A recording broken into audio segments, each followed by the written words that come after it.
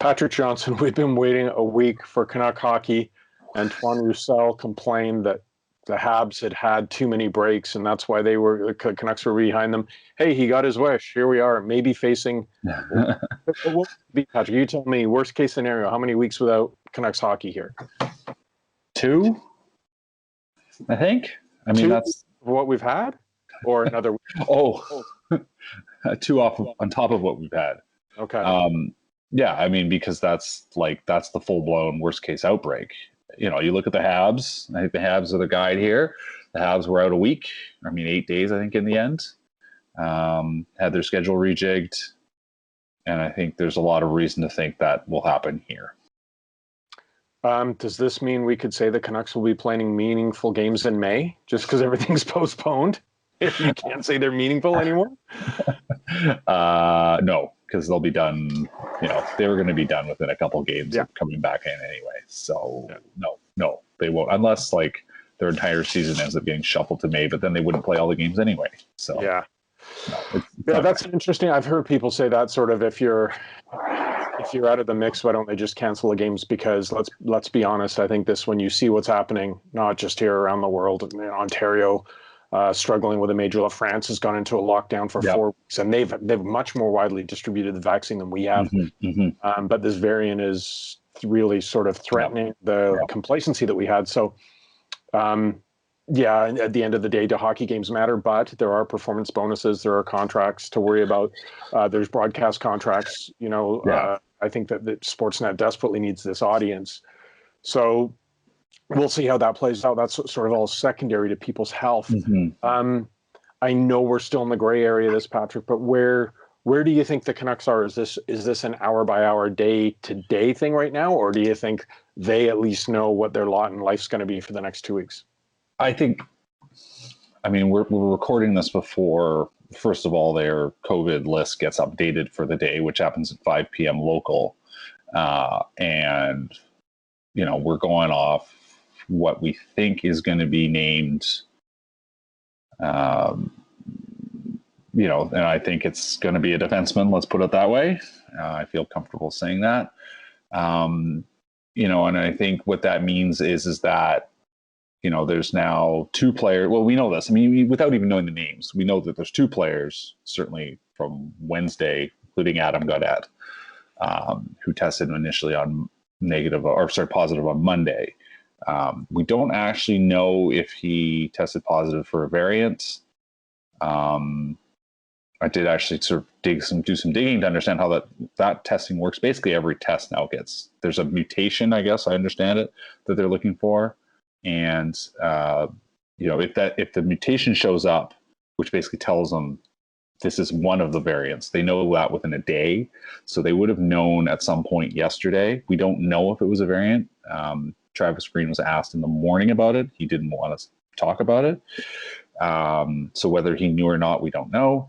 And then, so today they would know by today, but that was a issue for Montreal in their shutdown, was that they determined quite quickly that Joel Armia was dealing with a variant, which meant that there was real risk across the team. Either way, there's going to be risk across the team. We just know that. Adam Gaudette was on the ice. He'd been in the locker room, He'd been in the room. If they're following, I don't know what the setup in the room is. Someone did suggest to me they think they're using 2 rooms. You hope so. They're supposed to be. They're suggested to. It's complicated. The Canucks' space down there is very complicated. It is not ideal. So I can understand them trying to do a bunch of stuff. Maybe they're setting up in the hallway. I don't know. But at the end of the day, they're close enough to each other on a regular enough basis, even if they are wearing their masks all the time, and you hope they are.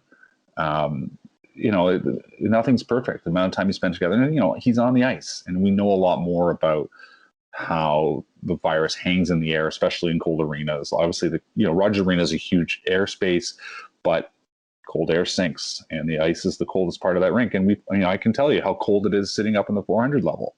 So it's going to be a problem. Wear a hat, Patrick. That's my advice. I do. I do. I started wearing long johns and a sweater, and you get through it, but it's still, anyway.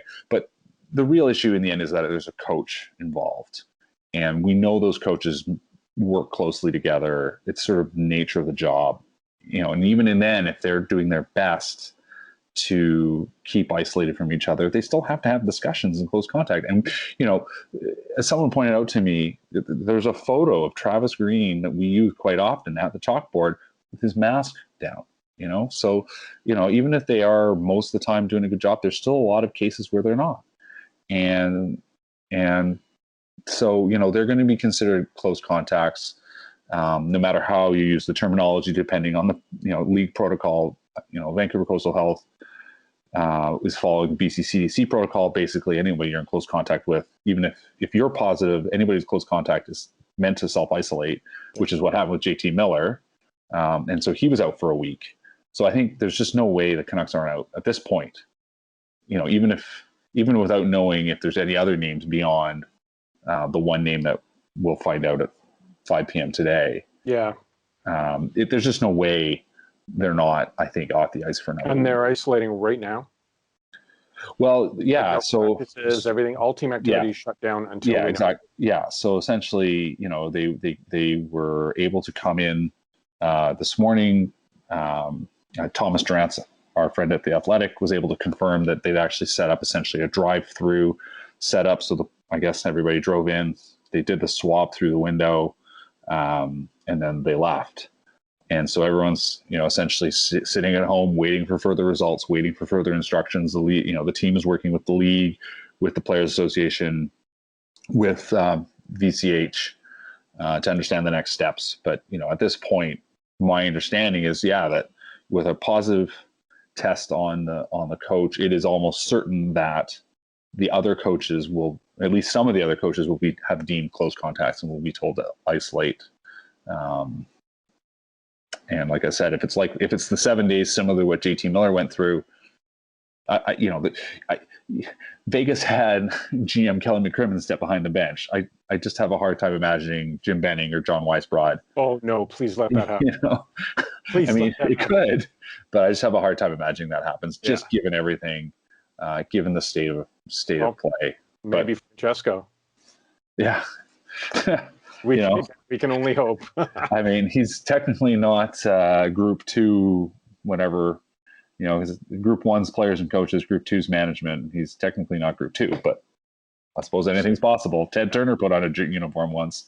And Lester Patrick when played in goal a long time ago. But so let's switch to, speaking of goal, let's switch to other news that was big yesterday before it was usurped by these positive tests. Thatcher Demko.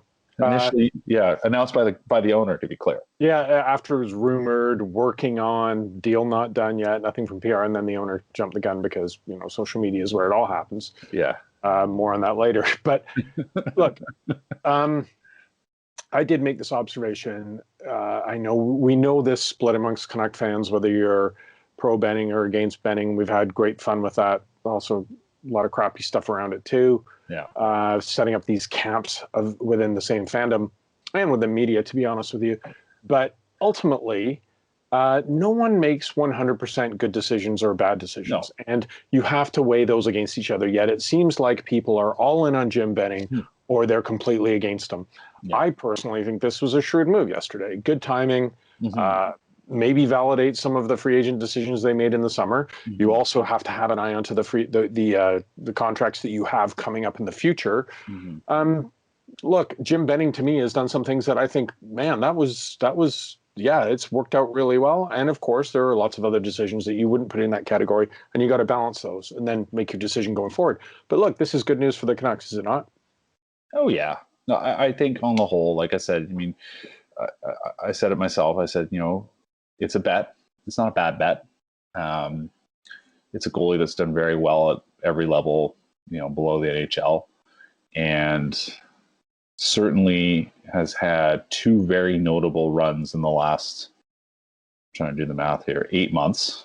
Had that impressive emergency job in the bubble last summer in the playoffs against Vegas, and then had this incredible March. But we mustn't forget, as I said, that he wasn't great coming out of the gates in January, which I think was a bit understandable given context. But then he wasn't very good in February. He had a couple good starts, but on the whole, his save percentage was 888, which, may be a lucky number for some people, but certainly not a good number for an NHL goaltender. And that was his number in February.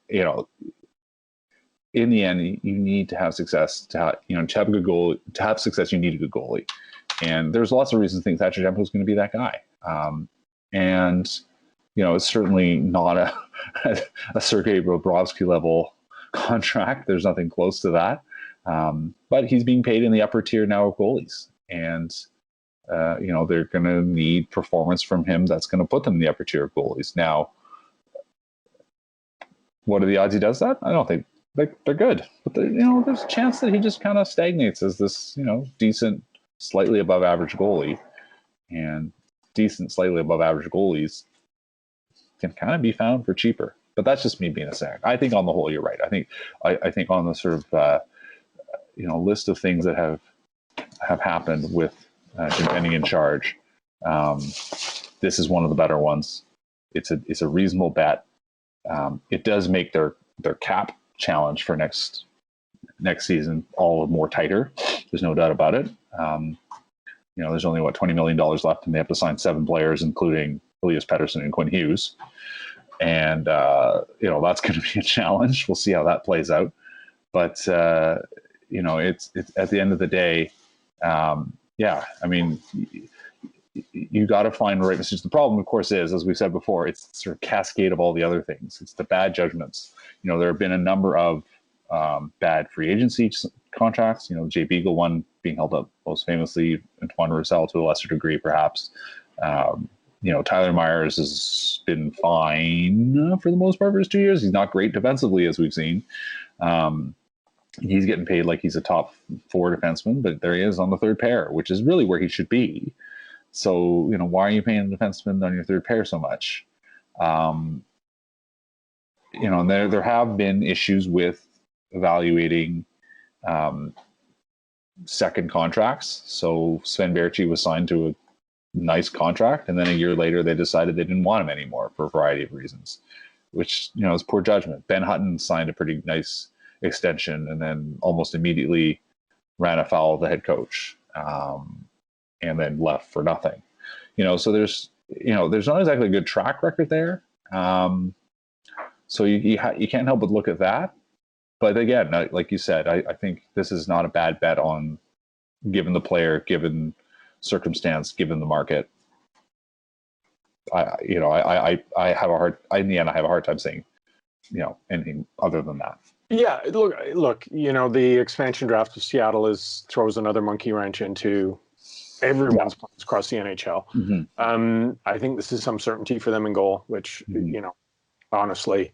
If you look at their core players, you want to retain those, and then the problems have been building around them. Mm-hmm. But I would say personally, I think that this is something where, especially the timing, right? It's one more thing off the table, one less thing for them to worry about. Now you move on, and you're dealing with the rest of the season. But really, I think for Canuck fans, they are looking to the off season as to where we are going from here. Fans in the building, full season next year. Who knows what the circumstances are?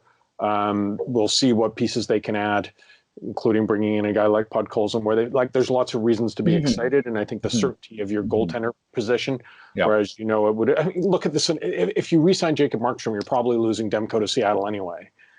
And then you've got a bigger contract with an older goalie. So I just find that the stability in this move is a good one.